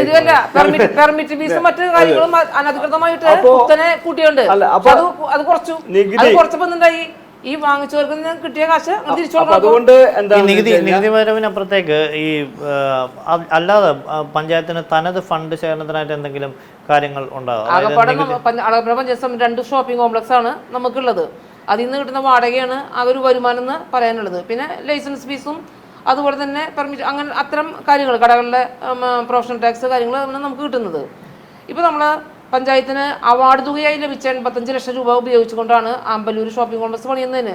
ഈ വർഷം എന്തായാലും മാർച്ച് 31 മുമ്പ് അതിന്റെ ആദ്യത്തെ അസ്ഥിവാരം നമ്മൾ അതിന്റെ അല്ല പൈസ ഒരൊറ്റ കൊല്ലം കൊണ്ടല്ലോ, 4 കൊല്ലം അല്ല 4 കൊല്ലം കൊണ്ട് സ്റ്റേറ്റ് ഗവൺമെന്റിന്റെ 5 ലക്ഷം വെച്ച് 4 തവണയായിട്ട് 20 ലക്ഷം 4 തവണയായിട്ട്, സെൻട്രൽ ഗവൺമെന്റിന്റെ 15 ലക്ഷം 50 ലക്ഷം അങ്ങനെ 85 ലക്ഷം രൂപ കഴിഞ്ഞ വർഷം അത് പണിയാനായിട്ട് നമ്മൾ തീരുമാനിച്ച് നടപടിക്രമങ്ങളൊക്കെ ആരംഭിച്ചതാണ് കഴിഞ്ഞ വർഷം. പക്ഷെ അതിന് സാങ്കേതിക തടസ്സം കാരണം അപ്പോൾ പറയുന്നു ഇത് ഭൂമി നിലമാണ്, നിലം എന്നുള്ളത് തരം മാറ്റി കിട്ടണം. കഴിഞ്ഞ ആഴ്ചയിലാണ് നമുക്ക് നിലം തരം മാറ്റി സർക്കാരിൽ നിന്ന് ഉത്തരവ് കിട്ടിയത്. അതുകൊണ്ടാണ് ഉറപ്പിച്ച് പറയുന്നത് ആ പണി ആരംഭിക്കുന്നു പറയാനുള്ള കാരണം. ഈ മറ്റേ നേരത്തെ ഒരു ആലോചിച്ചത് കളിസ്ഥലത്തിന്റെ കാര്യം. അതായത് ഇപ്പം നമുക്കറിയാം ഇപ്പം ഈ യുവതലമുറ ലഹരികൾക്കും മറ്റും അടിമകളായി തീരുന്നൊരു സാഹചര്യത്തിലാണ് നമ്മൾ നിലനിൽക്കുന്നത്. അത്തരം കാര്യങ്ങളെ മറികടക്കാൻ വേണ്ടി എല്ലാ പഞ്ചായത്തുകളിലും അല്ലെങ്കിൽ സംസ്ഥാന സർക്കാരിൻ്റെ തന്നെ നിർദ്ദേശത്തിലടക്കം എനിക്കൊന്ന് കളിസ്ഥലങ്ങളിലേക്ക് പഴയ പോലെ യുവാക്കളെ എത്തിക്കുക, അത്തരത്തിൽ അവരെ മാറ്റിക്കൊണ്ട് പോവുക. അപ്പം ഈ കളിസ്ഥലങ്ങൾ അത്യാവശ്യമല്ലേ പഞ്ചായത്തുകൾ? അപ്പോൾ അത് അത്തരം കലാകായിക സാംസ്കാരിക രംഗത്തേക്ക് പഞ്ചായത്തിൻ്റെ ഒരു നിലവിലെ അവസ്ഥ എങ്ങനെയാണ്? സാംസ്കാരിക കേരളോത്സവം കേരളത്തിൽ മാത്രമല്ല, എന്താ പറയുക, ഇന്ത്യക്ക് പുറത്തേക്ക് പോലും ഇവിടുത്തെ കലാകാരന്മാർ പോകുന്നൊരു സ്ഥലമാണ്. പിന്നെ കളിസ്ഥലമില്ല എന്ന് പറയാൻ പറ്റില്ല. കാരണം നമ്മളുടെ പഞ്ചായത്തിൻ്റെ കളിസ്ഥലം സ്വന്തമായിട്ട് കളിസ്ഥലമുണ്ട് പഞ്ചായത്തിന്. അത് കൂടാതെ വളകപ്പ ടെക്സ്റ്റൈൽസിൻ്റെ ഗ്രൗണ്ട്, ടെക്സ്റ്റൈൽസിൻ്റെ ആണെങ്കിലും കാലാകാലങ്ങളായിട്ട് നമ്മുടെ ഈ നാട്ടിലെ യുവാക്കളെല്ലാവരും കളിക്കാനും അതുപോലെ തന്നെ മറ്റുള്ള സ്ഥലങ്ങളിൽ നിന്നുള്ള നിങ്ങൾക്കറിയാമല്ലോ പല പരിപാടികളും നടക്കുന്ന സ്ഥലമാണ്. അതെന്തായാലും വിട്ടുകൊടുക്കൊന്നുമില്ല.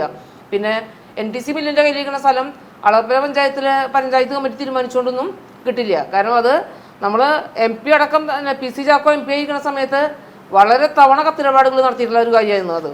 പക്ഷെ ഇതുവരെയും അതിന് സാധിച്ചിട്ടില്ല. അത് നമ്മളെ കൈപ്പിടിയിൽ ഒതുങ്ങുന്നൊരു കാര്യമല്ല. ഓക്കെ, ഇപ്പോൾ നേരത്തെ മെമ്പർ പ്രധാനപ്പെട്ട ഒരു ആരോപണം ഉന്നയിച്ചത് ഇവിടെ എല്ലാം ഏകപക്ഷീയമാണെന്നാണ്. ഒപ്പം തന്നെ പാർട്ടിക്കുള്ളിൽ, അതായത് ഇപ്പോൾ UDF ആണെങ്കിൽ UDF സംബന്ധിച്ച് അതിനകത്തെ അധികാര കൈമാറ്റങ്ങൾ പലപ്പോഴും പഞ്ചായത്തിൻ്റെ ദൈനംദിന പ്രവർത്തനത്തെ ഇടം ബാധിക്കുന്നു എന്നാണ് അദ്ദേഹം പറയുന്നത്. വസ്തുതയാണോ അത്? അങ്ങനെ പറഞ്ഞാൽ സമ്മതിച്ചു കൊടുക്കാൻ പറ്റില്ല. ഇവിടെ ആര് ഭരിച്ചാലും പറഞ്ഞാൽ ഇവിടെ ഇപ്പോൾ ഞാനോ ഇപ്പം എനിക്ക് മുന്നും 3 കൊല്ലത്തോളം വേറെ ആൾ പ്രസിഡന്റ് ഉണ്ടായിരുന്നു, ഇല്ല അറിയാലോ. പക്ഷെ ആളിരിക്കുന്ന സമയത്തും ആ ഭരണത്തിൻ്റെ കാര്യത്തിൽ ഒരു കുറവ് പോലും ജനങ്ങൾക്ക് കൊടുക്കുന്ന സേവനങ്ങളുടെ കാര്യത്തിലായാലും പഞ്ചായത്തിൻ്റെ ഭരണസമിതിയുടെ കാര്യത്തിലായാലും ഒരു കുറവും വരുത്താനായിട്ട് ഞങ്ങൾ തമ്മിൽ പലർക്കും അത് ഏത് മേഖലയിലായാലും ഉണ്ടാവാം. പലർക്കും ഇത് 5 പേരില് 5 അളവാ അല്ലേ? 5 അളവാ അല്ല, 5 അളവ് ഒരേപോലെ ആവില്ലല്ലോ. പക്ഷെ എല്ലാത്തിനും അതിൻ്റെതായിട്ടുള്ള തീരുമാനങ്ങളും നിയമങ്ങളും ഉണ്ട്. അതുപോലെ തന്നെ അല്ല ശേഖരൻ അങ്ങനെ സമ്മതിക്കില്ല. ഇവിടെ എന്ത് കാര്യം ഉണ്ടായാലും പ്രതിപക്ഷത്തിനെ കൂടി ബഹുമാനിച്ചുകൊണ്ട് തന്നെ ഒരു പദ്ധതി വിഹിതം ഒരിക്കലും ഒരു UDF മറ്റുള്ള പഞ്ചായത്തുകളിലേക്ക് പോയി നോക്കിയാൽ നിങ്ങൾക്കറിയാം UDF മാത്രം പങ്കുവെച്ച് കൊണ്ടുപോകുന്ന അങ്ങനത്തെ ഒരു പദ്ധതി ഒന്നും ഇല്ല. 10 രൂപയാണെങ്കിൽ 10ഉം 17ആയിട്ട് പങ്കുവച്ചിട്ടുള്ള പദ്ധതി ഇവിടെ നടക്കാറുള്ളൂ. അല്ലാന്ന് പറയാൻ പറ്റുമോ? ഗ്രൗണ്ടിന്റെ കാര്യത്തിലെ ഭൂമി വിൽപ്പനയ്ക്ക് ശ്രമിക്കുക. മുമ്പുള്ള പോലെയല്ല, ഭൂമി വിൽപ്പനയ്ക്ക് വേണ്ട നടപടികൾ അവർ ചെയ്യണം, അളവ് എടുത്തു അതിൻ്റെ കാര്യങ്ങൾ. അപ്പോൾ ഇപ്പോൾ നമുക്കത് ആവശ്യപ്പെട്ടാൽ പണ്ടുള്ള പോലെയല്ല, ഇപ്പോൾ നമ്മൾ ആവശ്യപ്പെട്ട് അതിൻ്റെ കാര്യങ്ങളിൽ ഇടപെട്ട് കഴിഞ്ഞാൽ അത് നമുക്ക് തിരിച്ചു പിടിച്ചില്ലെങ്കിൽ അത് മറ്റു വലിയ കമ്പനികൾ അത് കൈക്കലാക്കും, പിന്നീട് നമുക്ക് കിട്ടില്ല. അപ്പോൾ അതുകൊണ്ട് പഞ്ചായത്ത് എന്നുള്ള നിലയ്ക്ക് അത് പിന്നെ കേരളോത്സവം പോലുള്ള പരിപാടികളൊക്കെ ഒരു ചടങ്ങായിട്ട് മാറും. നമ്മുടെ വായനശാലകൾ അല്ലെങ്കിൽ ക്ലബ്ബുകൾ ഇവരെയൊക്കെ പങ്കാളിത്തം കുറഞ്ഞു വരും. ആ കാര്യത്തില് ഒരു ചടങ്ങായിട്ട് നമ്മുടെ ഇത്തരം മാറിക്കൊണ്ടിരിക്കുകയാണ്. പിന്നെ പദ്ധതി വിഹിതത്തിന്റെ കാര്യങ്ങളിലൊക്കെ പ്രസിഡന്റ് പറഞ്ഞു. പ്രസിഡന്റിന്റെ വാർഡ് എന്ന് പറഞ്ഞാൽ ഒന്ന് ഈ NH ഹൈവേ ബന്ധപ്പെടുന്ന ഒരു അതിരി, ഇപ്പുറത്ത് മലയോര ഹൈവേ ഒരു അതിരി, കല്ലൂരും ഇങ്ങനെയുള്ള റോഡ്, അമ്പലൂർ കല്ലൂർ റോഡ്, വലിയ റോഡ്, അതിനിടയ്ക്കുള്ള ഒരു ചെറിയ പ്രദേശമാണ് 1-ാം വാർഡ് എന്ന് പറഞ്ഞ പ്രദേശം. പ്രസിഡന്റ് ആ വാർഡിനെ നന്നായി സ്നേഹിക്കുന്ന ആളാണ്. പക്ഷെ കിഴക്കൻ മേഖലയിൽ പരിശോധിക്കുമ്പോൾ സാധാരണക്കാരായിട്ടുള്ള മനുഷ്യർ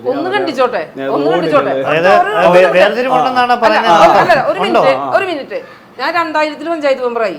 2000 പഞ്ചായത്ത് മെമ്പറായിട്ട് 2012 വരെ LDF ഭരണസമിതിയിലെ പ്രതിപക്ഷമായിട്ട് ഇരുന്ന ആളാണ്. 2000 തൊട്ട് 2005 വരെയുള്ള കാലഘട്ടം 5 കൊല്ലത്തിനിടയിൽ ഒരു റോഡ് പോലും ഈ 1-ാം വാർഡിലേക്ക് ഈ LDF തന്നിട്ടില്ല. അളകപ്പുഴ പഞ്ചായത്തിൽ UDF ഭരിക്കുമ്പോൾ അങ്ങനെയാണോ? 10 രൂപ ഉണ്ടെങ്കിൽ 10 രൂപയും 17 വാർഡിലേക്ക് പങ്കുവെച്ചു കൊടുത്തുകൊണ്ടുള്ള രീതിയിൽ ഭരണം തന്നെ നടത്തുന്നത്. അല്ല, ഈ പഞ്ചായത്തിലെ ഏറ്റവും കൂടുതൽ റോഡുകള് സ്ഥാപിച്ചത്, ആ റോഡുകളെല്ലാം തന്നെ വെട്ടിയത് ഇവിടെ മുൻ പ്രസിഡന്റ് ആയിട്ടുള്ള PD ദേവസ്വേട്ടൻ പ്രസിഡന്റ് ആയിരിക്കും. വലിയ തടസ്സങ്ങളൊക്കെ നീക്കി റോഡ് വെട്ടി. അതിന് 1-ാം വാർഡും റോഡ് വെട്ടിയിട്ടുണ്ട്. എല്ലാ റോഡും ഈ പടിഞ്ഞാറൻ മേഖല തൊട്ട് കിഴക്കൻ മേഖല വരെ ഉള്ള പ്രധാന റോഡുകളെല്ലാം തന്നെ അത് പഴയ ആളുകൾക്ക് അറിയാം. ഈ പഞ്ചായത്തിൻ്റെ സ്ഥിതി എന്തായിരുന്നു, എവിടെ നിന്നാണ് ഇതിൻ്റെ വികസനത്തിൻ്റെ തുടക്കം, അന്നത്തെ ഭരണാധികാരികൾ ചെയ്ത റോഡിൻ്റെ നിർമ്മാണത്തിൽ അതൊക്കെ ഒന്ന് ടാർ ചെയ്യേണ്ട കാര്യങ്ങളൊക്കെ പിന്നീട് വന്ന് ഞങ്ങളെ പോലുള്ളവർക്ക് വേണ്ടി വന്നിട്ടുണ്ട്. പുതിയ റോഡുകൾ അങ്ങനെ വന്നിട്ട്. അപ്പോൾ നമുക്ക് അടിസ്ഥാനപരമായിട്ടുള്ള കാര്യങ്ങളിൽ കുടിവെള്ളം ഇപ്പോൾ മാർച്ച് മാസം ആദ്യത്തോടു കൂടി ചിലപ്പോൾ വണ്ടി വെള്ളം അടിക്കേണ്ടി വരും. ഇപ്പോൾ തന്നെ വലിയ പ്രയാസങ്ങളാണ് വെള്ളത്തിന്. ഒരു 5 ലക്ഷം 10 ലക്ഷം രൂപ വെള്ളത്തിന് വേണ്ടി ചിലവഴിക്കുക. പക്ഷെ സ്വതന്ത്രമായിട്ടുള്ള പദ്ധതികൾ ആവിഷ്കരിച്ച് നമുക്ക് ജനങ്ങളുടെ താല്പര്യങ്ങൾക്കനുസരിച്ച് അവരുടെ നിർദ്ദേശങ്ങളനുസരിച്ച് ഒരു പഞ്ചായത്ത് ഭരണസമിതി മുന്നോട്ട് പോവുകയാണെങ്കിൽ ഒരുപാട് കാര്യങ്ങൾ ചെയ്യാൻ പറ്റും. ഒരുപാട് കാര്യങ്ങൾ ഭരണ തുടർച്ച അങ്ങനെയാണെങ്കിൽ LDF ആണല്ലോ ദീർഘകാലം ഭരിച്ചുകൊണ്ടിരുന്നത്. അതുകൊണ്ടുള്ള കാരണമാണ് അതല്ല, അതുകൊണ്ടല്ല. അത് പ്രത്യേക സാഹചര്യത്തിൽ വരുന്ന രാഷ്ട്രീയ സാഹചര്യങ്ങളുടെ അടിസ്ഥാനത്തിലൊക്കെ വരും. ഇപ്പൊ അടുത്ത ഭരണം വരുമ്പോൾ ഇടതുപക്ഷമായിരിക്കും പഞ്ചായത്ത് ഭരിക്കുക. കാരണം അത്രമാത്രം ജനങ്ങൾക്ക് ഈ ഭരണസമിതിയോടുള്ള വിയോജിപ്പ്, അഭിപ്രായ വ്യത്യാസങ്ങൾ. കാരണം പഞ്ചായത്ത് ഓഫീസായിട്ട് ബന്ധപ്പെട്ട ഏതെങ്കിലും ഒരു ആവശ്യത്തിന് വന്നാൽ അത് UDF ആയിക്കോട്ടെ, അതങ്ങനെയാണ് നേരത്തെ ആരോപണം ഉണ്ടായിരുന്നു. അതായത് പഞ്ചായത്ത് ഓഫീസുമായി സംസ്ഥാന സർക്കാരിന്റെ വലിയൊരു പദ്ധതിയാണ് ഡിജിറ്റൽ സാക്ഷരത, ഡിജികേരളം. അറിയാലോ, എല്ലാ പഞ്ചായത്തുകളും. ഡിജികേരളം എന്ന് പറഞ്ഞാൽ മൊബൈൽ ഉപയോഗിക്കാൻ അല്ലെങ്കിൽ കമ്പ്യൂട്ടർ ഉപയോഗിക്കാൻ അറിയാത്ത ഒരാൾ പോലും ഉണ്ടാകാൻ പാടില്ല എന്നുള്ളത്. 60 വയസ്സിനും താഴെ ഉള്ള ആരും അത് ഉണ്ടാകാൻ പാടില്ല. അതിന് രീതിയിൽ സർവേ നടത്തുകയും അവരെ പഠിപ്പിക്കലും കാര്യങ്ങളും അങ്ങനെയുള്ള കാലഘട്ടത്തിൽ നമ്മൾ ഓൺലൈനിൽ കൂടെ തന്നെയാണ് അപേക്ഷിക്കേണ്ടത്. 20 രൂപ പോണ്ടയിൽ വിഷമിക്കേണ്ട കാര്യമൊന്നുമില്ല. പിന്നെ ഇവർക്ക് ഓൺലൈനിൽ കൂടെ അപേക്ഷ സമർപ്പിക്കുമ്പോൾ നിയമാനുസൃതമുള്ള മുഴുവൻ രേഖകളോട് കൂടിയിട്ടാണ് സമർപ്പിച്ചിട്ടുണ്ടെങ്കിൽ അയാൾക്ക് ആ സർട്ടിഫിക്കറ്റ് കിട്ടാനായിട്ട് ഒരു ദിവസം പോലും വേണ്ടി വരില്ല. ന്യൂനതകളുണ്ടെങ്കിൽ ആ ന്യൂനതകൾക്കനുസരിച്ച് മാറേണ്ടത്. അത് ഇവിടുത്തെ മാത്രമല്ല, സംസ്ഥാനത്ത് കഴിഞ്ഞ വർഷം കുടിവെള്ള വിതരണം നടത്തിയതിന് നമ്മളിവിടെ കുടിവെള്ള വിതരണം അല്ലല്ല ഞാൻ പറഞ്ഞത്, കുടിവെള്ള വിതരണം നടത്തിയിട്ട് തുക അധികരിച്ചതിന് 12 ലക്ഷം രൂപ നമുക്ക് ഉപയോഗിക്കാൻ പറ്റുള്ളൂ. 17 ലക്ഷമായി. കഴിഞ്ഞതിന് മുന്നത്തെ വർഷം കാര്യം പറഞ്ഞത്. കഴിഞ്ഞതിന് മുന്നത്തെ വർഷം അല്ല, കഴിഞ്ഞ വർഷം ആകെ 6 ലക്ഷം രൂപ ചെലവഴിച്ചത്. കഴിഞ്ഞതിന് മുന്നത്തെ വർഷം ചെലവഴിച്ചതിന് ഈ അധിക തുക കൊടുക്കാനായിട്ട് ഒരൊറ്റ വർഷത്തോളം സർക്കാരിലേക്ക് അതിന്റെ കത്തിടപാടുകളും ഫോൺ വിളികളും അതിന്റെ നോട്ടങ്ങളെ തിരുവനന്തപുരത്ത് കയറി ഇറങ്ങേണ്ട വന്ന ആളാണ്. ഒറ്റ വർഷം നേരത്തെ സമയബന്ധിതമായി കാര്യങ്ങൾ ചെയ്യുന്ന സർക്കാരിന്റെ ഗുണം ഞാൻ പറഞ്ഞത്. വെള്ളമടിച്ച കരാറുകാരന് കാശ് കൊടുക്കാൻ പറ്റാണ്ട് ഇവിടെ ഒരൊറ്റ വർഷം കഴിഞ്ഞപ്പോഴാണ് ആ പൈസ കൊടുക്കാനായിട്ടുള്ള അനുവാദം കിട്ടിയത്.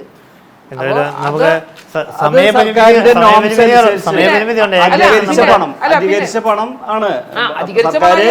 ഇവിടെ കരുതലും കൈത്താങ്ങെന്നും പറഞ്ഞിട്ട് മന്ത്രി അടക്കം എന്ന യോഗത്തില് പഞ്ചായത്ത് ഞങ്ങളടക്കം ഞങ്ങളടക്കം പോയിട്ട് നിവേദനം കൊടുത്താണ് അധികരിച്ച പണം കൊടുക്കാനുള്ള അനുവാദം കിട്ടണമെന്ന് പറഞ്ഞിട്ട്. അങ്ങനെ കൊടുത്ത ആ ഒരു സാധനങ്ങളാണ് 1 വർഷം പിടിച്ചത്. കരുതലും കൈത്താങ്ങിനും സർക്കാർ തന്ന തീരുമാനം 1 വർഷം. അപ്പൊ പിന്നെ കൂടുതൽ പറയണ്ടല്ലോ. പഞ്ചായത്ത് കൊടുക്കുന്ന പൈസ അപ്പൊ പഞ്ചായത്ത് കൃത്യമായിട്ടുള്ള പദ്ധതി വിഹിതം തരുന്നുണ്ട്. 40% കൊടുക്കുന്നുണ്ട്. ഇപ്പൊ നമുക്ക് ടാക്സ് ഇനത്തിലും പ്ലാൻ ഫണ്ട് ഇനത്തിലും കിട്ടുന്ന പണം യഥാർത്ഥത്തിൽ ഉപയോഗിച്ചാൽ, ഞാൻ പറയുന്നത് അങ്ങനെ നമുക്ക് ഉപയോഗിക്കാൻ കഴിഞ്ഞാൽ, കുറെ ചെലവഴിക്കുന്നുണ്ട് അങ്ങനെയല്ല, കാര്യക്ഷമമായി അത് നമ്മുടെ വിദഗ്ധരായിട്ടുള്ള ആളുകൾ, പഞ്ചായത്തിന്റെ മുൻകാല ആള്, ഇവരൊക്കെ വിളിച്ചിട്ടുള്ള സെമിനാർ ഞാനൊരു കാര്യം പറയട്ടെ. നമ്മളെ സംബന്ധിച്ചിടത്തോളം പഞ്ചായത്തിന്റെ തനതുവരുമാനം മാത്രമല്ല, നമ്മൾ മറ്റു വ്യക്തികളിൽ നിന്ന് കിട്ടാവുന്ന ഫണ്ട് കൂടി ശേഖരിച്ചുകൊണ്ട്, നിങ്ങൾക്കറിയാം ഫൈസൽ ആൻഡ് ഷബാന ഫൗണ്ടേഷൻ 10 വീടുകൾ ആമ്പല്ലൂർ പണിതിട്ടാണ് മണലിപ്പുഴയുടെ തീരത്ത് വെള്ളത്തിൽ മുങ്ങിക്കിടുന്നവരെ നമ്മളത് മാറ്റി പറപ്പിച്ചത്. 10 വീടുകൾ പണിയുന്നതിന് 50 ലക്ഷം രൂപ ചെലവഴിച്ചുകൊണ്ട് വീട് പണി തന്നതിന് ചെയ്തത്. അത്തരം ഒരു സാധ്യതയും കൂടി പഞ്ചായത്ത് ഞങ്ങൾ നടത്തിയിട്ടുള്ള ആൾക്കാർ തന്നെയാണ്. ഇതിൽ കൂടുതലായിട്ട് പറയാനായിട്ട് പഞ്ചായത്ത് ഡെവലപ്മെന്റ് ഇൻഡെക്സ്, പഞ്ചായത്തിന്റെ ഓരോ വിഷയങ്ങളും അടിസ്ഥാനമാക്കിക്കൊണ്ട് മാർക്കിട്ടുകൊണ്ട് പഞ്ചായത്ത് ഡെവലപ്മെന്റ് ഇൻഡെക്സ് ഞാൻ ഉണ്ടാക്കിയതല്ല, സംസ്ഥാന സർക്കാരും കേന്ദ്ര സർക്കാരും കൂടി മാർക്കറ്റ് തീരുമാനിച്ചതില് കേരളത്തിലെ 1ാം സ്ഥാനത്ത് അളകപ്പനഗർ ഗ്രാമപഞ്ചായത്താ. കുടിവെള്ളത്തിന്റെ പ്രശ്നം അവിടെ വരുന്നില്ല, റോഡുകളുടെ കാര്യം വരുന്നില്ല. എന്തായാലും നമുക്ക് സമയപരിമിതികൾ ഉള്ളതുകൊണ്ടാണ് ഞാൻ ഇടപെടുകയാണ്. എന്തായാലും ഇത്ര നേരം നമ്മോട് സഹകരിച്ച, തിരക്ക് പിടിച്ച സമയത്താണെങ്കിൽ പോലും നമ്മോട് സഹകരിച്ച പ്രസിഡന്റ് ശ്രീമതി രാജേശ്വരി, ഒപ്പം തന്നെ പഞ്ചായത്ത് അംഗം ശേഖരൻ എന്നിവർക്കുള്ള പ്രത്യേകം നന്ദി രേഖപ്പെടുത്തുന്നു. മറ്റൊരു പഞ്ചായത്തിലെ ചർച്ചയുമായി വീണ്ടും കാണാം. നന്ദി.